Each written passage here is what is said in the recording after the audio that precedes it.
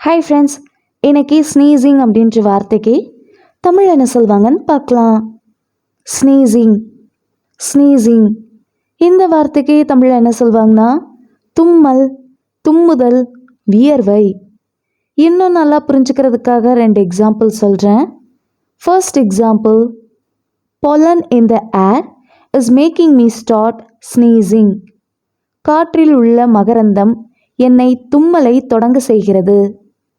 Second example, during allergy season, many people suffer from sneezing. ஒவ்வாமை பருவத்தில் பலர் தும்மலிலிருந்து பாதிக்கப்படுகின்றனர். இன்னொரு வீடியோவில் வேறு ஒரு ஆங்கில வார்த்தைக்கு தமிழ் என்னன்னு பார்க்கலாம். அது வரைக்கும் பை.